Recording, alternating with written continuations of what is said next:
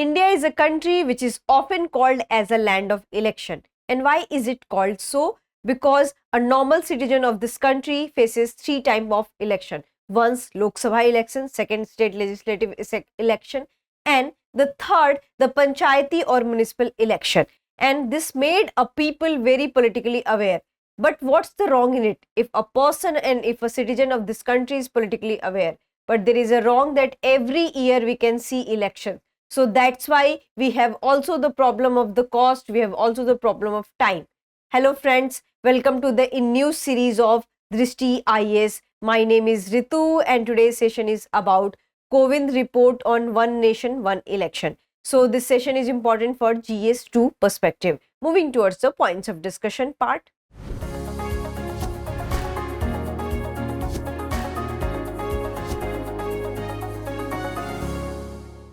First of all, we are going to discuss the news, then we are going to discuss highlights of the Kovind committee, and then we are going to discuss what are the pros of One Nation, One Election, and then we are also going to discuss what are the cons of One Nation, One Election, and after that we'll discuss practice question prelim. Before that, you have to like, share and subscribe to the Drishti IAS channel. Moving towards the news part. So yesterday we have seen that former president of this country, who was Ram Nath Kovind, has submitted the report to the present president of the country, Droupadi Murmu, about One Nation and One Election. And the high level committee has made some recommendations. So we'll discuss what are the recommendations and is it feasible for this country or not. So moving towards the highlights of the recommendations. So the whole report has discussed about the 2 bills. The first will talk about that what would be the procedure for the houses of the people, that in which manner the houses of the people will conduct the election. And the first highlight is transition to simultaneous polls, parliament's power to make laws. So the first bill recommended by the Kovind committee would be inserting a new article, and the article is Article 82A into the Constitution of the India, and it will establish the process. So what Article 82A will do? So it will establish the process by which there should be the simultaneous election for the whole country. So there should be the simultaneous election for the Lok Sabha and the State Legislative Assembly. So Article 82A deals with the simultaneous elections for Lok Sabha and state assemblies, and it will discuss the process. Then come to the Article 82A1, and it will state that on the date of the first sitting of the House of the People, the President will issue a notification bringing a day of appointment. It means that shall be called as the appointed date. So on the day when the House of the People will come into the effect, it will called as appointed date. And what Article 82A2 deals with? So it deals with all the legislative assemblies constituted in any general election and held after the appointed date and the expiry of the full term of the House of the People. So there will be the appointed date by the president of the country, and then we come to the Article 82A2. So what it will do? So it will deal with the same thing which has dealt with the House of the People, and the procedure will be the same. Moving to the other highlights. So other highlights is the proposed Article 82A3 requires ECI to hold general election. So here comes the role of the Election Commission of India. So what Article 82A3 deals with? So it deals with the Election Commission of India to hold the election of the houses of the people and also the State Legislative Assembly. And it may recommend, Election Commission will have this kind of the right that they may recommend that at this point of time we cannot conduct election, and they can also specify the reasons, and they can also suggest that this particular state having some kind of the issues and they cannot hold election at this point of time. So here comes the role of the ECI, and then we have this Article 82A4, and Article 82A4 deals with that a particular election or a particular state has postpone their election, so later on which day they will conduct the election. So Article 82A4 deals with it. And however, even in the case of state assembly election is deferred, so it will deal with the Article 82(5). So in that sense, they have to also take care of the expiry date. And what would be the expiry date? That they have to first take care of the appointed date. So the day the houses of the people will come to the power and come to the house, then president will declare the appointed date. Until that time, after 5 years, we'll have this expiry date. Moving to the other slides. Other slide is about the bill also proposes the amendment to Article 327, and what Article 327 deals with in the Indian Constitution. So it gives the power to the parliament to make amendments and to make rules related to the elections to the Lok Sabha, Rajya Sabha, state legislature. So there will be the amendment to this particular article. And what would be the amendment? That the Kovind committee has recommended that the power of the parliament under Article 327 should be expanded to include conduct of the simultaneous elections as well. So they have earlier power that they have, parliament has right to conduct election of the Lok Sabha, Rajya Sabha and state legislature. But there will be the amendment, and in that amendment it will say that the parliament has also this kind of the power that they can conduct simultaneous election to the throughout the country. So other recommendations are when Lok Sabha or state assembly is dissolved before the full term ends. So remember, I have discussed about the appointed date and the expiry date. So the day when the House of the People will come to the power, suppose that it will come to the 15th March. And before 15th March, we have to conduct another election. So after 5 years, this will be the appointed date and this will be the expiry date. And this is the 2024 and this is the 2029. So this is the amendment which has been suggested by the Kovind report, and they had said that they have also discussed the unexpired term. Suppose that what had happened, that many state governments and many even in the House of the People, even in the Lok Sabha people, we have seen that often there is a coalition government and many times there is a structural problem between the parties, there is a conflict between the parties, and the state declared that the person cannot be chief minister, the person loses the floor test, and these kind of political turmoils happens in our country. So what happened in that scenario?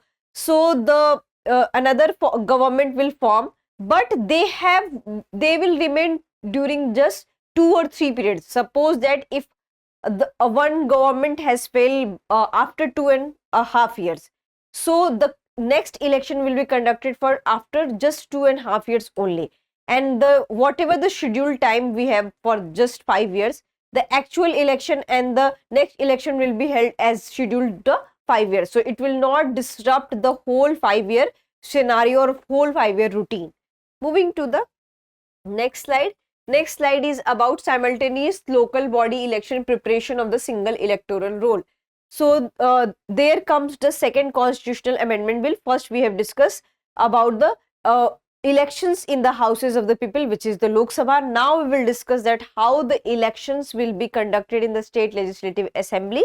So the second amendment bill talks about that, and second amendment bill talks about that we have to also take care of the Article 368. And what Article 368 deals with? So Article 368 deals with that the parliament has to take the consent of the state, at least the 50% of the state, if any matter related to the state. And this is the matter of the municipality, this is the matter of the what you can say the panchayati election, and it is a matter of the state. So it is must for the parliament that they have to take consent, at least ratification from the 50% of the states, that whether they have agreed to this plan or not. So these kind of agreements and these kind of ratification required for conduction of the election. And what the unique thing suggested by the Kovind report, that there will be the simultaneous election in the whole country for the state legislative assembly and for the houses of the people. And within 100 days, there will be the election for the Panchayati Raj government and also for the municipal committees and municipal government. So it means that it will justify the whole process of the one nation and one election. So there will be the amendment of Article 362, not the amendment of Article 362, but they have to take ratification under Article 368 too. And then we come to a new article would empower. So there will be the new article inserted to this constitution of the country, and the article will be named as Article 324A. And what it will empower? So it will empower the parliament to make laws to ensure municipalities and panchayati elections are held simultaneously. So under this article, Article 324A, there will be the simultaneous elections for the general election, for the panchayati raj elections also, and for the municipality also. And there will be then another article, the new article, Article 325(2). It will propose the committee will create a single electoral roll. And what is the meaning of single electoral roll here? That first we have a different kind of electoral roll. We have a different kind of electoral roll for the state legislative assemblies, and then this houses of the people. Then we have this what you can say panchayati, and then we have also for this municipalities. So it depends that in which area you live. So, but here there will be the single electoral, and that will be prepared by the Election Commission of India, and here the state Election Commission have just consultative role. So this is the amendment suggested by the Kovind committee. Moving to the next slide. Next slide is about that what are the pros and cons we have. So first we will discuss the pros. So we will discuss about the pros first. So first we will discuss about the focused governance. So why we are here discussing about the focused governance? Because in the intro section I have already told you that a normal citizen of this country faces 3-time election, and most of the time they are involved in the electoral process, and most of the time we can see that there is so much political corruption because of these things. So if there will be the only one election in 5 years, the people will more focus towards the governance, and they will more focus towards development. And then come to the continuity in policy decision. So what we have often seen is that whenever there is a shift in the government, there is also shift in the policies, and which often says that sometimes the government changes, the policy also changes, and in that election period no government issued any kind of the different kind of the policies or new policies. So that has also an impact and a very positive thing. And then also we have reduced cost of elections. So when there will be the reduced cost of election, because all the election will held together, so the political parties will not woo each time to the voters that you should vote for us. So there will be the also reduced cost of elections. And last time we have also seen that a single political party has just spent about 60,000 crore, which is a very huge amount. So that we can divert to the development of the people, and also reduce deployment of the security forces, because whenever there is an election of Bihar, Uttar Pradesh or any state, we can see that there will be the deployment of the security forces in that particular state. And in the era of also the Lok Sabha polls, we have also seen that people are focused towards it. But if there will be the only election or only one-time election, there will be the forces will deploy just for the one time, and they will also take care of their critical problems and critical priorities. Then come to the end of the horse trading. So when the election comes, we often see that political leaders are shifting the parties. They are shifting one time at a state legislative assembly election. They are also shifting at a time of the houses of the people election. In that situation, there will be the less chances of the horse trading, because they will, maybe if they will shift just for the one time, and also reduce freebies and improved state finances. So maybe so many political parties give this kind of notions that if you will conduct and if you will elect me, will provide this thing in free. But you need to think that if the any political party promises such, so we have to also be very cautious that if the person and if any political party is providing actual in free, and is it actual free or not, is it our taxpayers money or not. So we need to understand these kind of the differences. Then coming to the cons, and the first thing is the feasibility of Article 83(2) and 172 of the Constitution. So it deals with the houses of the people and it deals with the state assemblies. So there will be the so much of structural problem that how we will amend, and we have to also take the ratification from the state. So this will be a very difficult situation. Then logistical challenges, because many times we need EVM machines and so many logistics things. And if you are conducting election in the whole nation at a time, we don't have much kind of resources, especially in the logistics thing. So we have to be also careful regarding this thing. Then come to the against the idea of federalism. India is a union of the states, and we do have the policy of the federalism, and where state has also right to express themselves, and they have also right to make the policies, they have also right to govern according to them.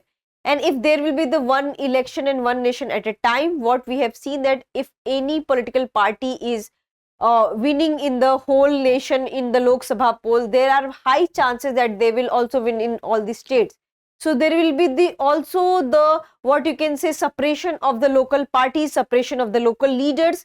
So it will destroy the idea of federalism. Then come to the may not be the cost effective, because you need so much of amount at one point of time, and your government need to be must prepared for such kind of the extra cost. And right now India is not in a situation to bear such kind of the cost. So these are the cons we have. Moving to the next slide. Next slide is about the practice question for prelims, and the question is Article 368 of the Indian Constitution deals with, and your options are amendment of the Constitution, reservation of the seats in the Lok Sabha, panchayati election, municipal election. So kindly answer in the comment section. I hope you like this session. If you have any question to this session, kindly ask in the comment section. Thank you. For more informative content, like, share and subscribe, and do not forget to press the bell icon to get the notifications.